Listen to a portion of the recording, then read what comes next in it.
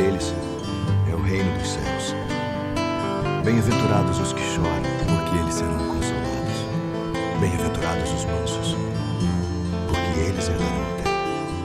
Bem-aventurados os que têm fome e sede de justiça, porque eles serão fartos.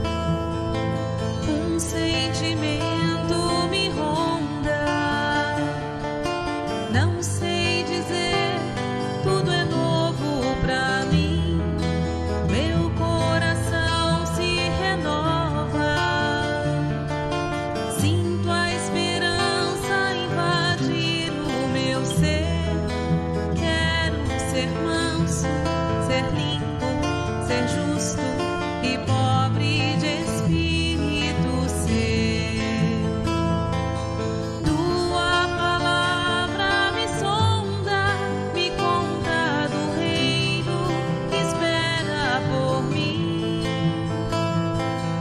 Eu te ofereço meu pranto, as dores da alma que quer renascer.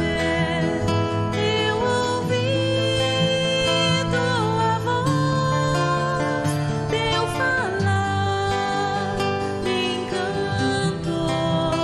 Quis seguir, caminhar, quis saber pra onde vou. Eis-me aqui, minha dor sereno. Bem-aventurados os pobres de espírito, porque deles é o reino dos céus. Bem-aventurados os que choram, porque eles serão consolados. Bem-aventurados os mansos, porque eles herdarão a terra. Bem-aventurados os que têm fome e sede de justiça, porque eles serão fartos. Um sentimento me ronda, não sei dizer, tudo é novo pra mim. Meu coração se renova, sinto a esperança invadir o meu ser. Quero ser manso, ser limpo, ser justo e pobre de espírito ser. Tua palavra me sonda, me conta do reino que espera por mim. Eu te ofereço meu pranto, as dores da alma que quer renascer. Eu ouvi tua voz, teu falar me encantou. Quis seguir, caminhar, quis saber pra onde vou. Eis-me aqui, minha dor sereno. Eu ouvi tua voz, teu falar me encantou. Quis seguir, caminhar, quis saber pra onde vou. Eis-me aqui, minha dor sereno. Olá a todos, eu sou Carolina Cassandro, do Centro Espírita Nosso Lar. Muita gratidão ao Grupo Espírita Luz da Vida pelo convite, pela oportunidade de estudo. Nós vamos falar hoje sobre a Lei de Justiça, Amor e Caridade. Mas antes, nós vamos fazer a leitura do livro Meditações Diárias, de Emmanuel, ditado para Chico Xavier. Nós vamos fazer a leitura Imunização Espiritual, leitura aberta ao acaso, e que fala assim: se te decides efetivamente a imunizar o coração contra as influências do mal, é necessário te convenças que todo minuto é chamamento de Deus à nossa melhoria e renovação. Que toda pessoa se reveste de importância particular em nosso caminho. Que o melhor processo de receber auxílio é auxiliar em favor de alguém. Que a paciência é o principal ingrediente na solução de qualquer problema. Que sem amor não há base firme nas construções espirituais. Que o tempo gasto em queixa é furtado ao trabalho. Que desprezar a simpatia dos outros em nossa tarefa é o mesmo que pretender semear um campo sem cogitar lavrá-lo. Que não existem pessoas perversas e sim criaturas doentes a nos requisitarem amparo e compaixão. Que o ressentimento é sempre foco de enfermidade e desequilíbrio. Que ninguém sabe sem aprender e ninguém aprende sem estudar. E que, em suma, não basta pedir aos céus, através da oração, para que baixem a terra, mas também cooperar, através do serviço ao próximo, para que a terra se eleve igualmente para os céus. E assim, a gente faz a nossa oração inicial, pedindo então a Deus Pai que serenize os nossos pensamentos, acalme nosso coração, aproxime da nossa casa, do nosso lar, nossos amigos espirituais, nos dê intuição, amparo, para que essas palavras de Jesus cheguem ao nosso coração, trazendo harmonia, trazendo esperança, conforto, nos transformando cada vez mais. Pedimos auxílio, pedimos amparo, sabedoria, muita força nessa caminhada. Que assim seja, graças a Deus. Nós vamos começar então nosso estudo sobre lei de justiça, amor e caridade. Está no capítulo 11, lá do Livro dos Espíritos, na parte 3ª. O que seria essa justiça, esse sentimento de justiça que está dentro da gente? Está dentro da gente, mas se desenvolve a partir do progresso moral. Quando a gente pensa em justiça, a gente pensa em direitos, respeito aos direitos. Nós falamos a todo momento, nossa, que injustiça! E eu penso que algum direito meu não foi respeitado. Nossa, isso foi muito injusto o que fizeram com ele. Estou pensando que algum direito dessa pessoa não foi respeitado. Ele não tinha esse direito, ele foi injusto. Então, falar em justiça é falar em respeito aos direitos. E o que é um direito?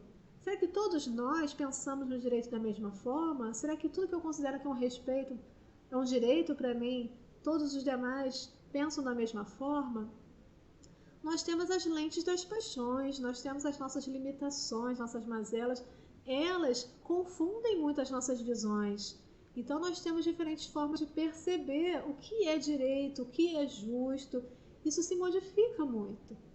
Quantas vezes eu acho que eu fui muito injustiçada, muito prejudicada, porque na verdade eu estou com o meu orgulho ferido, eu estou com a minha sensibilidade mais aflorada, e talvez não tenha sido assim, talvez eu não tenha sido prejudicada, talvez nem fosse um direito meu.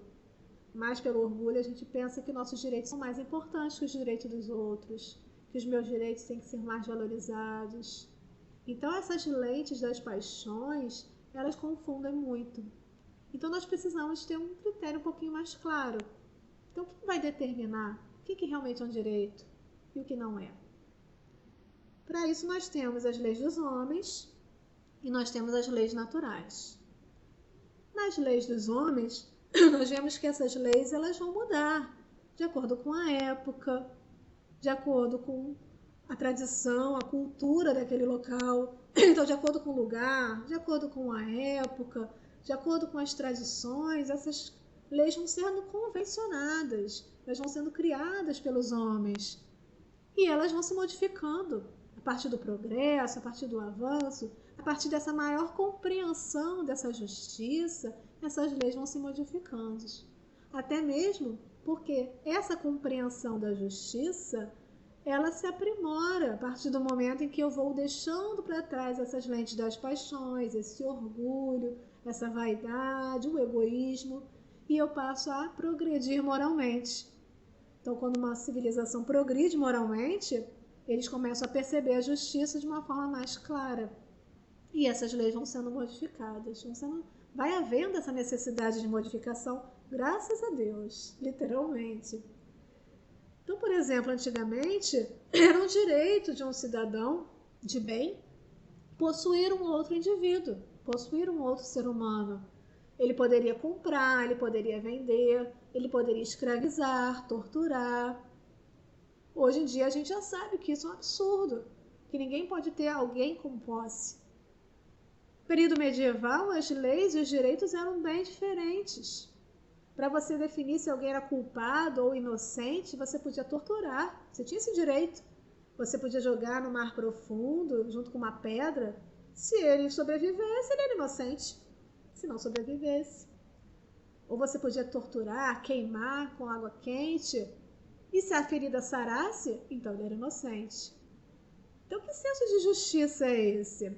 Que condições são essas de você determinar que alguém tem o direito de torturar o outro e que talvez ele ainda seja inocente, para piorar a situação?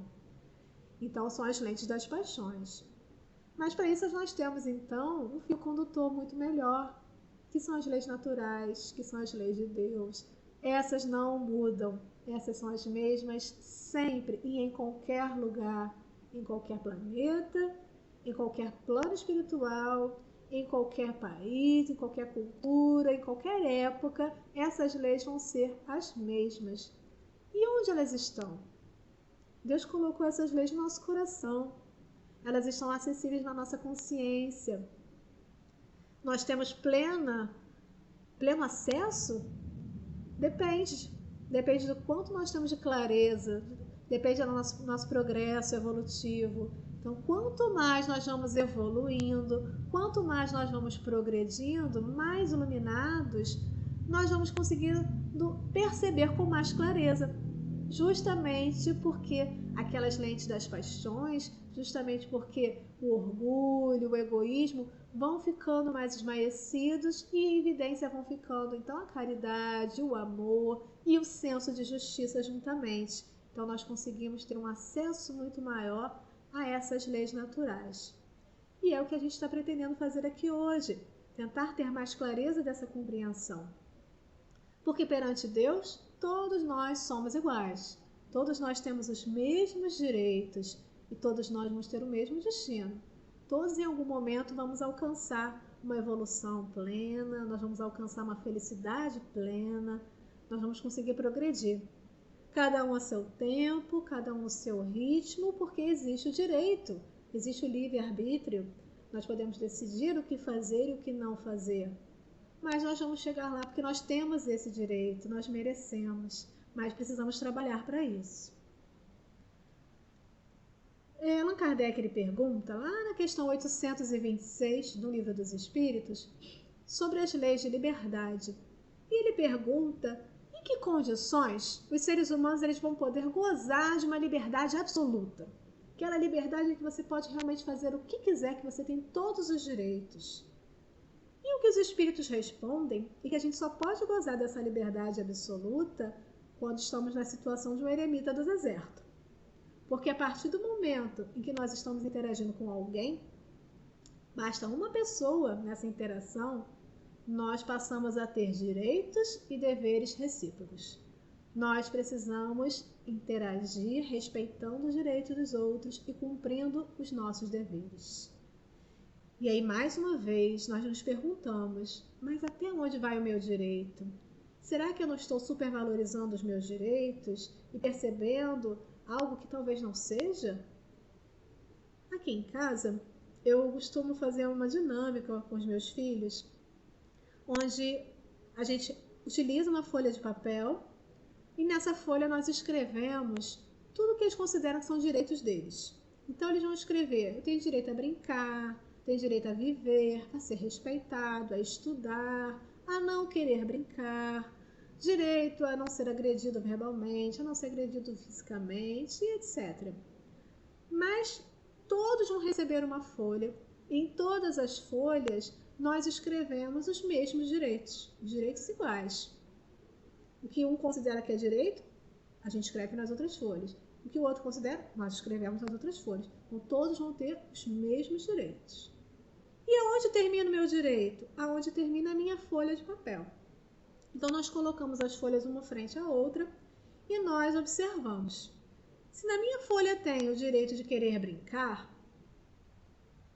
eu posso querer brincar, eu posso tentar convencer o outro, mas eu preciso respeitar os direitos da outra pessoa, do irmão, do pai, da mãe, de não querer brincar, que também está lá na folha dos direitos. Então, a partir do momento que eu obrigo, brigo, bato porque o outro não quer brincar, eu já não estou respeitando o direito do outro. Eu deveria estar cumprindo este dever de respeitar o direito do outro de não querer brincar, mesmo que eu tenha o direito de brincar. Então é um exemplo muito bobinho, mas que nos facilita a compreensão. Na nossa vida isso acontece a todo momento. Aonde termina o meu direito? Onde começa o direito do outro, onde começa a folha de papel do outro.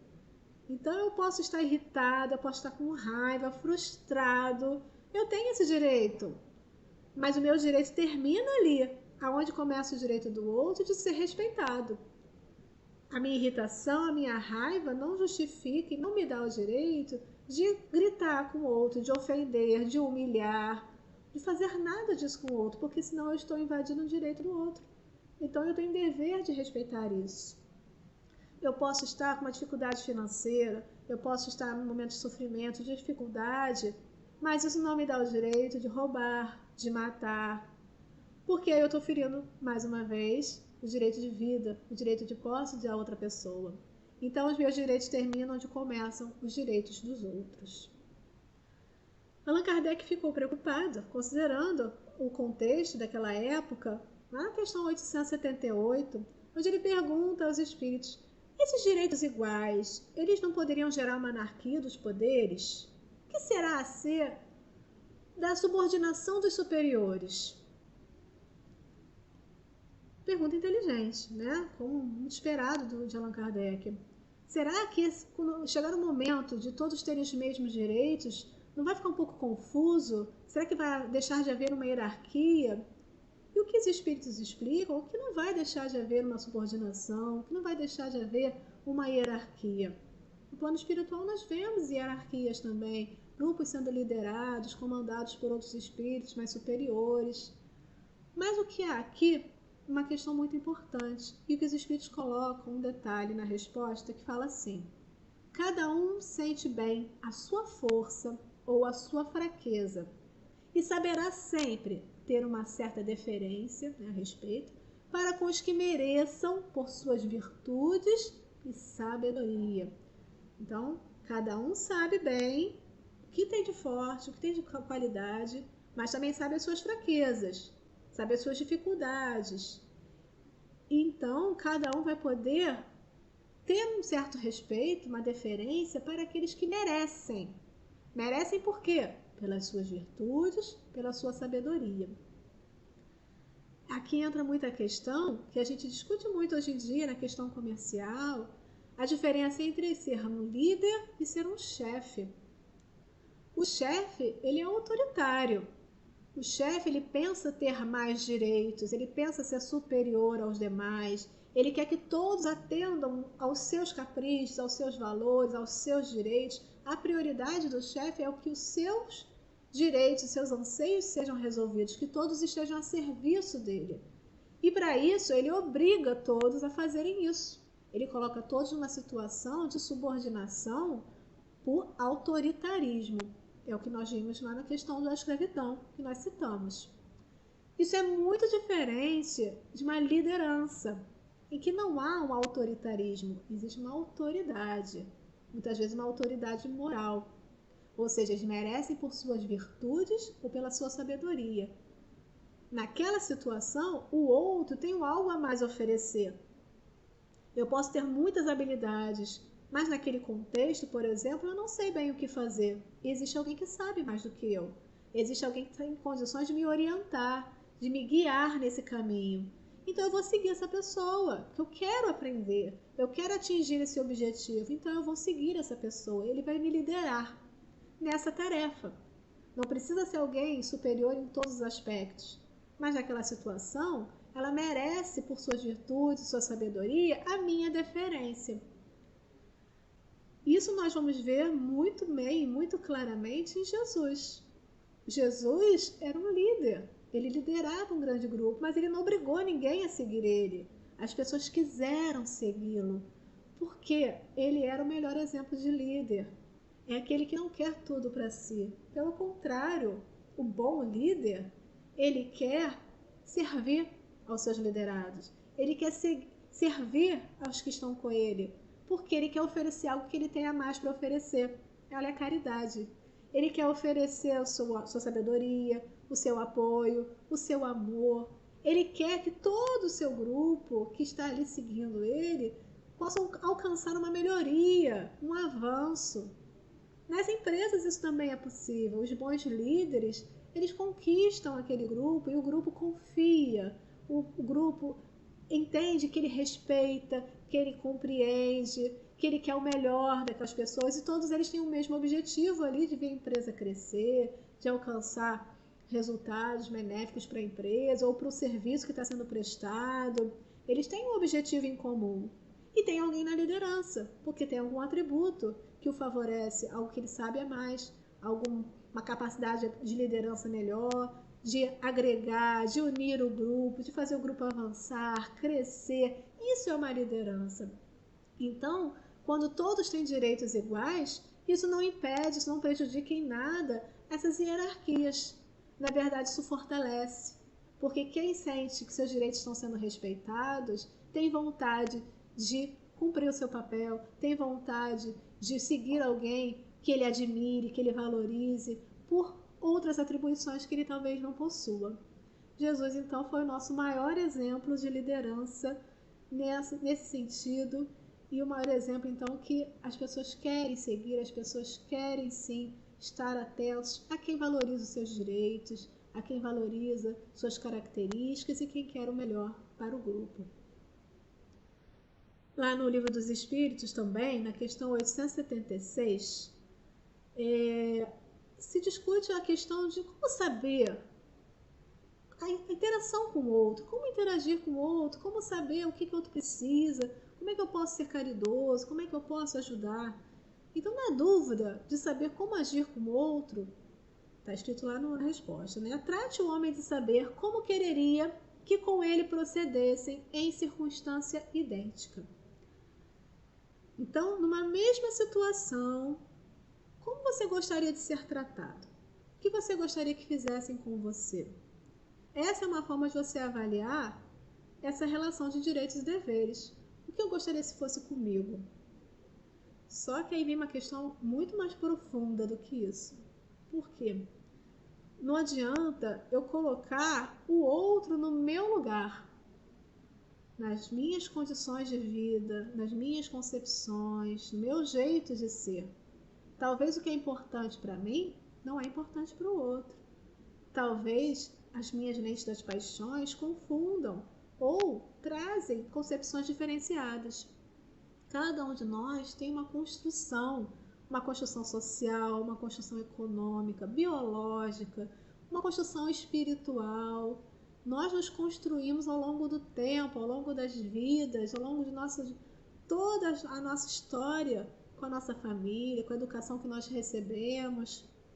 Então, nesse momento, eu preciso de uma verdadeira empatia, em que eu não vou colocar o outro no meu lugar, eu vou me colocar no lugar do outro. É muito diferente. Colocar no lugar do outro é me perceber naquela situação. E aí eu enfatizo de novo a resposta que os Espíritos deram. É tratar o homem de saber como quereria que agissem com ele em circunstância idêntica. Então, para considerar uma circunstância idêntica, eu não vou considerar apenas a situação pontual em que os dois foram, por exemplo, prejudicados. Eu vou considerar como cada um está se sentindo nesse momento, considerando seus aspectos psicológicos, emocionais, suas limitações, suas virtudes já conquistadas. Isso é a verdadeira empatia.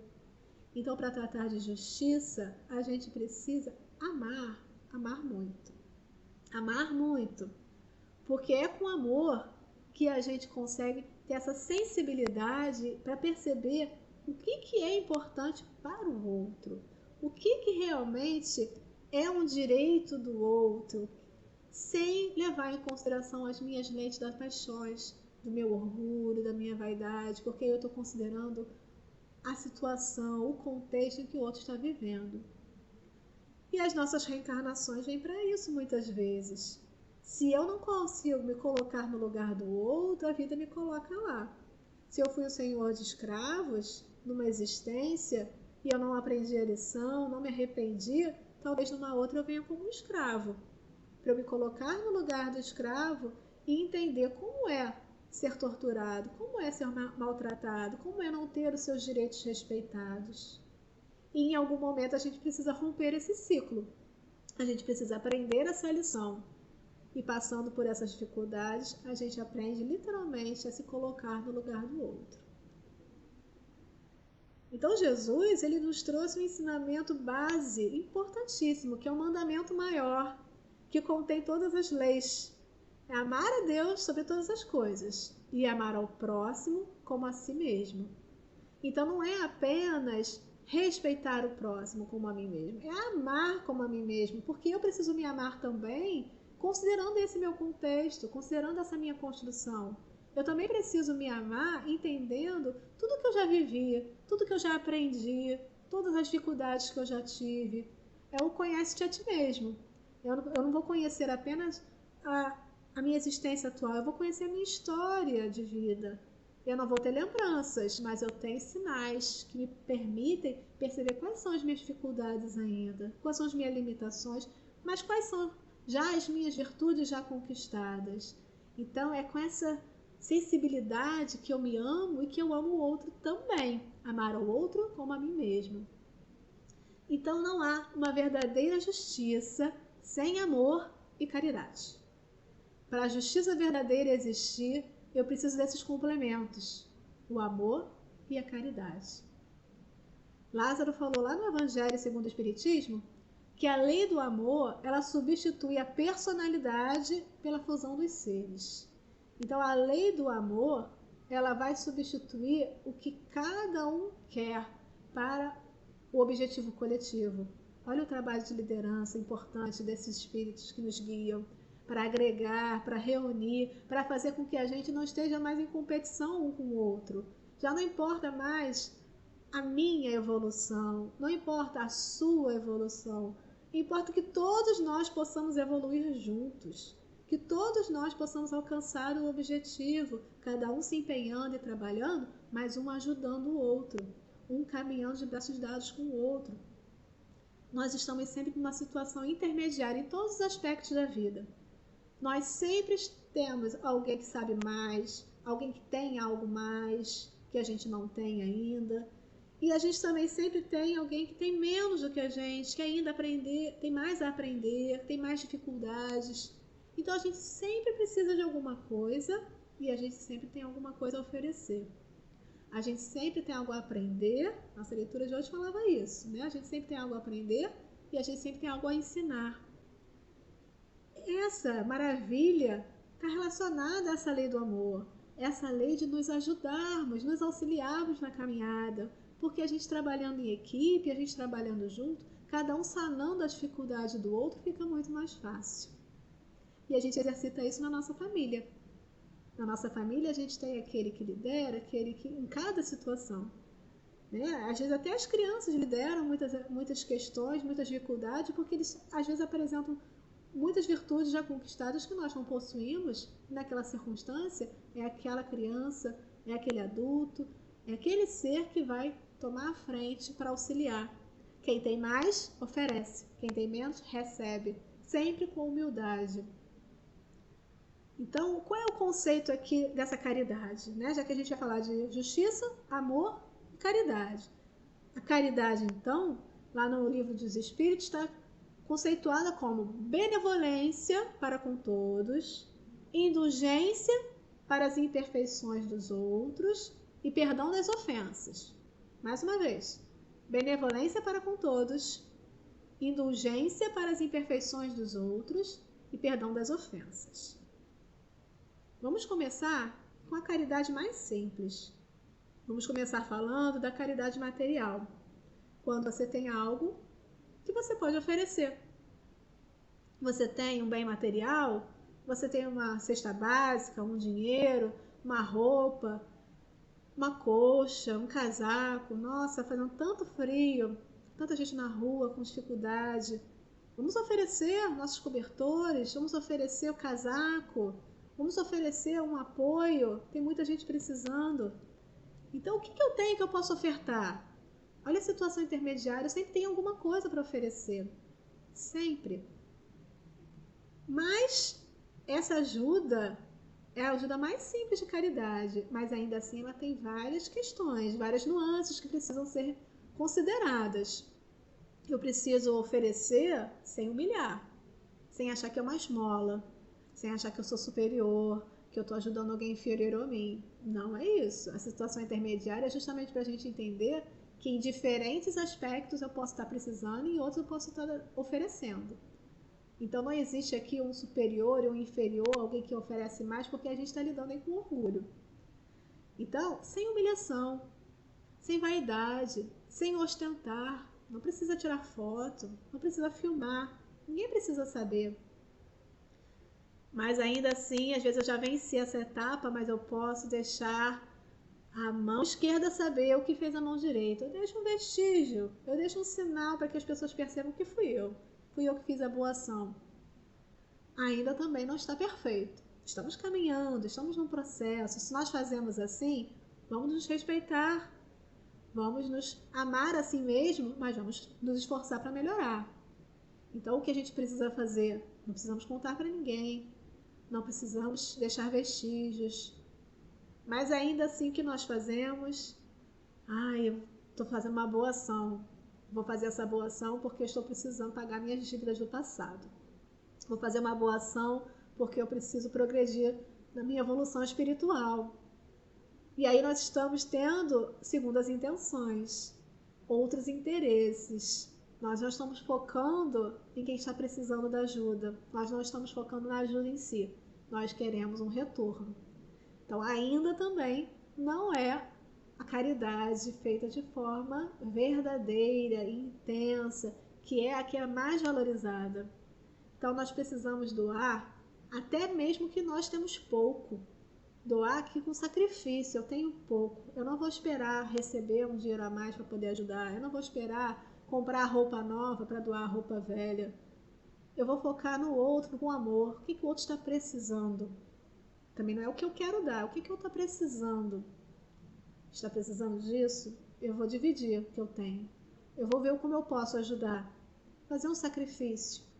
Ninguém precisa saber, ninguém precisa valorizar e eu não preciso esperar a recompensa. Eu faço porque o outro está precisando.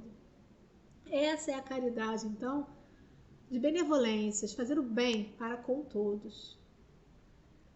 Mas essa etapa ainda é um pouquinho mais fácil, embora ainda seja muito difícil, mas já é um pouquinho mais fácil porque nós estamos lidando com pessoas com quem a gente tem uma afeição. É um amigo, é um irmão que a gente pensa, puxa, eu gosto tanto dele, eu vou lá ajudar. É uma pessoa da rua, eu tenho tanto carinho pelos moradores de rua, né? As pessoas que estão em situação de rua, eu vou ajudar. Nós temos carinho por essas pessoas e nós queremos ofertar algo que nós temos a oferecer e geralmente a gente escolhe quando. É aquele momento que a gente está inspirada, aquele momento que a gente recebe uma palavra de motivação e a gente fala, hoje eu quero fazer uma boa ação, vou separar mantimentos para doação. Mas existe uma caridade então mais difícil, que é aquela caridade que vem no momento difícil, no momento que a gente não está bem, no momento de maior dificuldade e que vem com a energia não tão boa.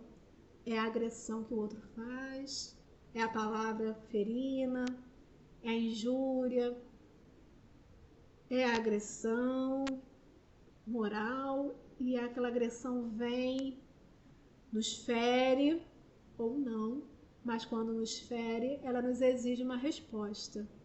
E mais uma vez, o que nós temos a oferecer ao outro? Em resposta, estamos sempre em situação intermediária, sempre temos algo a oferecer. Então, será que naquela situação eu preciso realmente entrar na mesma sintonia daquele irmão e ficar com raiva junto? Começar a gritar também e ficar irritado também? Ah, ele me xingou, vou xingar também. Não, eu não levo desaforo para casa. Ou será que eu tenho condições naquele momento de oferecer um pouco de calma, de oferecer um pouco de amor, de dar um abraço, de me silenciar, que seja. Silêncio também é uma grande caridade moral. Eu me silencio e deixo o outro processar aqueles sentimentos no tempo dele. Então tem várias formas dessa caridade acontecer. O que eu tenho a oferecer? Porque eu não ofereço só coisas materiais. Eu posso oferecer meu tempo, eu posso oferecer um cuidado, eu posso oferecer um ensinamento, eu posso oferecer paz. Não são apenas coisas materiais que eu ofereço, que eu dou como caridade. Eu posso oferecer a minha paz, eu posso oferecer a minha calma, o meu amor, até para quem está me ofendendo, até naquelas situações de dificuldade. Então, nesse momento, o que eu tenho a dar? Talvez eu nem seja uma pessoa tão calma assim. Talvez a pessoa que se irritou seja uma pessoa geralmente calma. Mas naquele momento, eu tinha algo a oferecer. Naquele momento, eu me senti em condições de oferecer um pouco mais de paz. Então, vamos exercitar essa caridade também. A caridade de auxiliar, a caridade de amparar nas dificuldades também. E se a gente está numa situação intermediária, em relação ao que tem para dar e a receber, a gente também está em questões evolutivas. Nós temos nossos mentores, nossos guias espirituais, nossos amigos de modo geral, nossos familiares. Nós temos muito amparo, nós temos muita ajuda. E como nós queremos que eles nos tratem? Vamos pensar na forma que nós tratamos os nossos irmãos de caminhada? E vamos imaginar como seria se eles, esses amigos da espiritualidade, nos tratassem da mesma forma? Vamos imaginar eles dizendo: ai, não, eu já estou tentando ajudar há um tempão, estou dando vários conselhos, estou tentando intuir, estou tentando convencer e não quer me ouvir. Eu cansei, não ajudo mais. Olha, meu orgulho está ferido, ele não quer ajuda, o problema é dele, eu vou embora. Vou voltar para o plano espiritual, vou deixar aqui ele sozinho, não quero mais saber, cansei.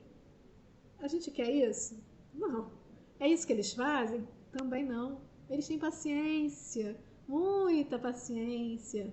Eles esperam o nosso tempo, eles nos amparam, eles continuam nos amando. Deus, então, continua nos amando sempre, não importa o que a gente faça, continua esperando o nosso momento de crescimento. Então, se a gente estando nessa situação, a gente recebe isso deles, por que a gente não oferece isso também aos nossos irmãos? Nossos amigos não querem que a gente retribua a eles. Não é um trabalho ali apenas de dupla. A gente não precisa retribuir para eles. A gente agradece.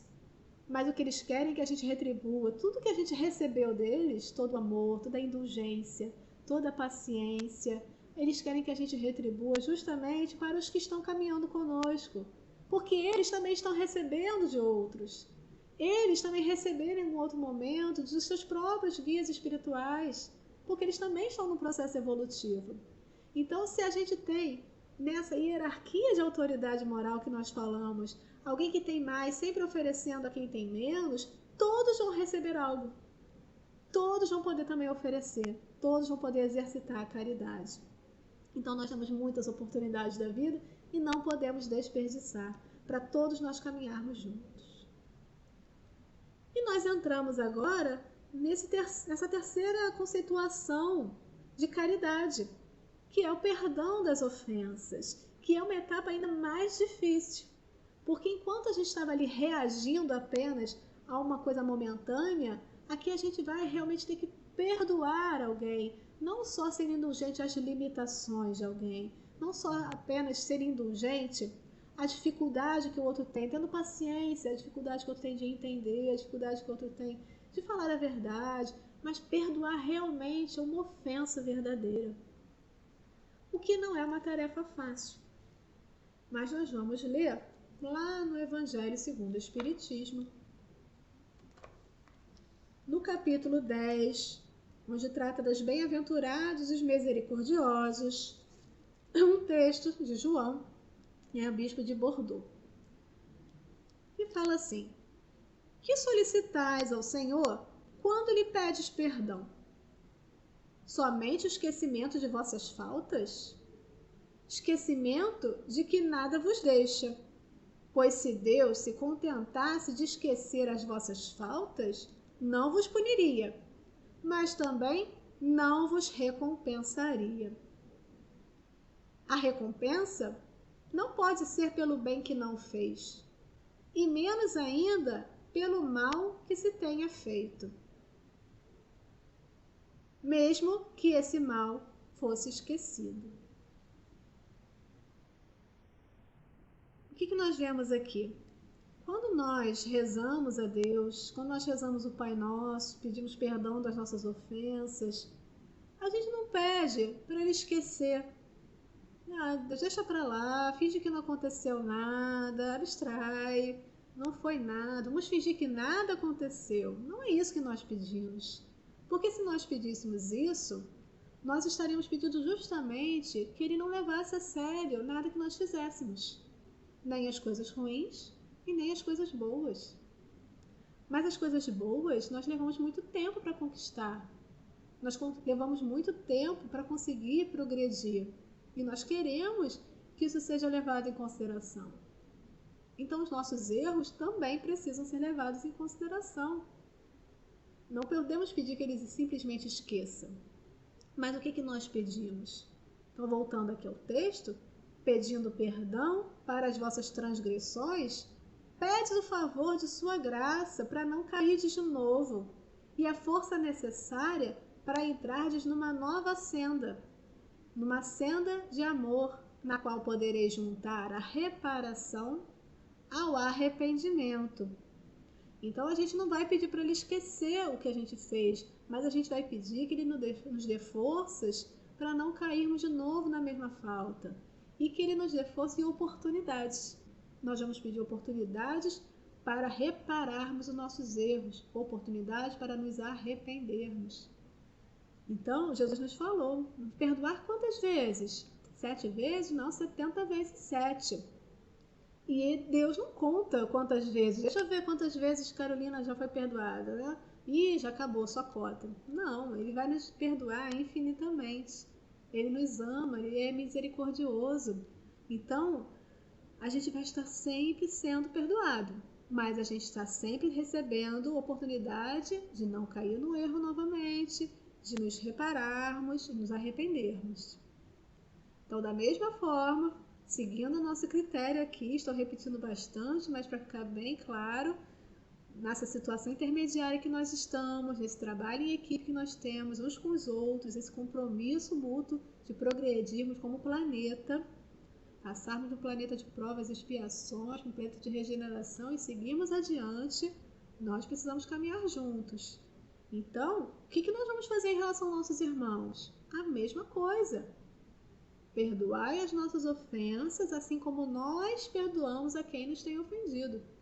Então, se eu peço a Deus que Ele nos perdoe dessa forma, eu estou justamente pedindo e assumindo um compromisso de que eu vou perdoar assim também. Então, quando perdoardes os vossos irmãos, não vos contenteis com estender o véu do esquecimento sobre as suas faltas. Esse véu é quase sempre muito transparente aos vossos olhos. E como é transparente? Às vezes nós temos a intenção, sim, de perdoar. Nós usamos as palavras, eu te perdoo. Mas será que esse perdão foi verdadeiro? Será que nós conseguimos realmente seguir adiante? O perdão é quando você vai voltar ao passado e não vai mais sentir nenhuma dor. É ir ao passado e voltar ileso. Você volta ileso daquele passado, ele não gera em você mais nenhum sentimento negativo. Então não é esquecer, mas é conseguir transformar isso. Esse véu é muito transparente. Se a gente fosse só botar um véu para fingir que esqueceu, a gente estaria ali nessa transparência percebendo a todo momento, o tempo todo lembrando, o tempo todo remoendo, o tempo todo sentindo aquele orgulho ferido, se sentindo às vezes bobo, né, por ter perdoado. Na sociedade atual, quem perdoa é considerado errado muitas vezes, porque ele foi um otário, né? Desculpe o termo, mas é o que as pessoas dizem, ele foi um otário, fizeram tudo isso com ele e ele continua ali. Então, na sociedade atual isso não é bem visto. Você perdoar alguém, e aí a pessoa se considera o quê? Estou com meu orgulho ferido, estou me sentindo inferiorizado. Mas a gente também não pode humilhar. Tem gente que perdoa e diz, eu perdoo, mas eu não vou te fazer nenhum mal. Mas quando acontece alguma coisa errada com a pessoa, viu, a justiça aconteceu. Bem feito. Justiça foi feita. A gente fica feliz, né? Porque o outro passou por uma dificuldade. Isso não é perdoar. Isso não é perdão verdadeiro. Também não é a situação de você colocar uma condição. Eu te perdoo, mas isso precisa acontecer. Então a gente não vai ficar com raiva, a gente não vai querer vingança, a gente não vai odiar, nada disso, né? São venenos para nossa alma, não nos ajudam, não ajuda quem está na caminhada, precisam ser perdoados e não nos ajudam. É um veneno que a gente toma.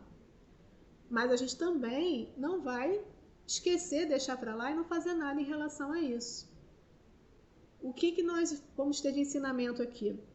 Acrescentai o amor ao vosso perdão, fazendo por ele o que pedes a vosso Pai Celeste que faça por vós. Substitui a cólera que mancha pelo amor que purifica. Pregai pelo exemplo essa caridade ativa, infatigável, que Jesus vos ensinou. Pregai-a como ele mesmo fez por todo o tempo em que viveu na terra, visível para os olhos do corpo, e como ainda prega, sem cessar, depois que se fez visível apenas para os olhos do Espírito. Segue esse divino modelo, marchai sobre as suas pegadas. Elas os conduzirão ao refúgio onde encontrareis o descanso após a luta. Então, é substituir essa mancha desse rancor, dessa raiva, dessa ofensa, substituir essa energia pelo amor, pelo bem, tentar transformar isso. Não é fácil, mas é o que a gente precisa alcançar quando a gente realmente quer buscar a caridade, o amor e a justiça. E aí, continuando no Evangelho segundo o Espiritismo, agora lá no capítulo 12, onde fala sobre amai os vossos inimigos, nós temos lá no item 3, sobre amar os inimigos é perdoá-los, sem segunda intenção e incondicionalmente, pelo mal que nos fizeram. É não opor nenhum obstáculo à reconciliação. É desejar-lhes o bem em vez do mal. Então, não apenas não desejar o mal, mas como desejar o bem. É alegrar-nos em lugar de aborrecer-nos com o bem que os atinge. É estender-lhes a mão prestativa em caso de necessidade. É abster-nos por atos e palavras de tudo o que possa prejudicá-los. É, enfim, pagar-lhes em tudo o mal com o bem, sem a intenção de humilhá-los. Então, a gente precisa fazer a nossa parte. O que nos cabe, o que nós temos a oferecer. O que eu posso receber e o que eu posso oferecer. Eu recebi essa injúria, mas eu posso oferecer algo melhor do que isso? Eu posso oferecer amor? Eu posso oferecer o bem? Eu posso oferecer uma ajuda para que esse irmão se arrependa e possa caminhar junto comigo nessa trajetória de luz, de amor, de perdão? Talvez eu não tenha condições ainda, talvez eu ainda não consiga. Mas passo a passo a gente vai progredindo. A gente começa não desejando mal, a gente continua torcendo para que o bem aconteça, e em algum momento a gente consegue a gente mesmo fazer esse bem, a gente mesmo amar e desejar que seja feliz, que consiga uma vida muito melhor, que consiga se recuperar dessas dificuldades.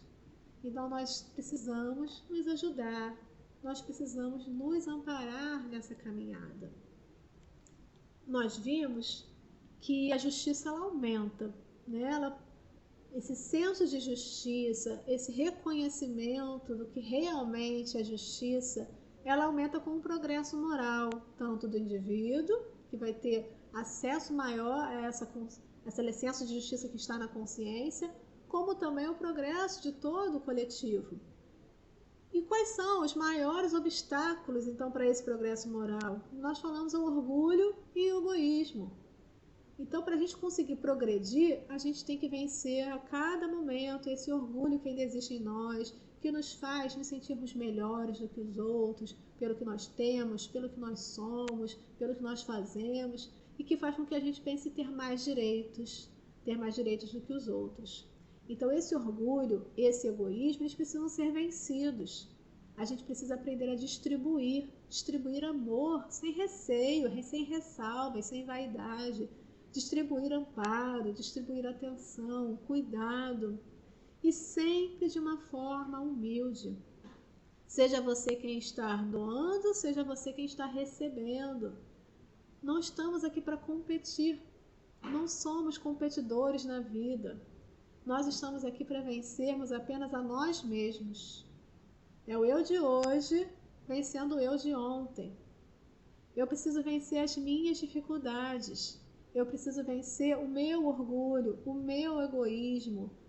E quanto mais eu venço isso, mais a ofensa do outro não me fere, não me incomoda. E mais fácil fica de eu conseguir ter a indulgência para as limitações, para as dificuldades dos outros. Mais fácil fica de eu perdoar as ofensas porque elas não ecoam dentro de mim. Essa mazela não existe mais em mim, então ela não vai ecoar, ela não vai me incomodar. Jesus passou por tantas dificuldades e ele não ficou submisso, não ficou passivo, mas com a sua posição firme, ele não se feriu, ele não se sentiu humilhado, ele não se sentiu diminuído, ele amou. E amou sem se sentir também superior, sem se sentir melhor. Ele simplesmente amou, simplesmente ofereceu o que ele tinha a oferecer. Imagine se ele se nivelasse a nossa situação tão imperfeita, em que a gente estava ali agredindo, ferindo. Imagine se ele ficasse com raiva, que exemplo ele nos daria? Ele deu o exemplo oposto, o exemplo de quem, apesar de tudo, continuou amando, continuou desejando o bem, continuou querendo nosso amparo e nos trazendo os ensinamentos de boa liderança, de humildade, de caridade, de respeito. Jesus nos mostra, então, que a caridade e a humildade são o caminho para a felicidade eterna. Então vamos exercitar, porque fora da caridade não há salvação.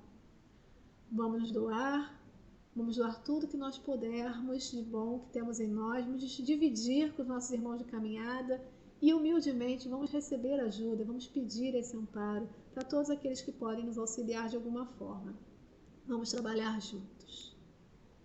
Então vamos orar a Deus Pai mais uma vez, agradecendo por esse estudo, agradecendo por essa oportunidade de estarmos aqui e que a cada dia Ele nos dê forças para exercitarmos um pouquinho mais da caridade, do amor, que a cada dia a gente consiga doar um pouco mais de nós e possamos vencer o orgulho que ainda existe, a vaidade que ainda existe em todos nós. Muito obrigada, Senhor Jesus, por todas as oportunidades da vida. Muito obrigada, Deus, por todos esses irmãos que nos acompanham na jornada. Estejam conosco hoje e sempre. Que assim seja, graças a Deus. E eu me despeço, então, agradecendo muito por todo esse carinho, por toda a oportunidade, desejando, então, uma semana de muita paz, de muita harmonia para todos nós. Muita saúde, que precisamos nesse momento, e vamos ajudar. Tem muito frio, tem muita gente precisando. Vamos fazer a nossa parte na medida do possível. Uma ótima semana a todos.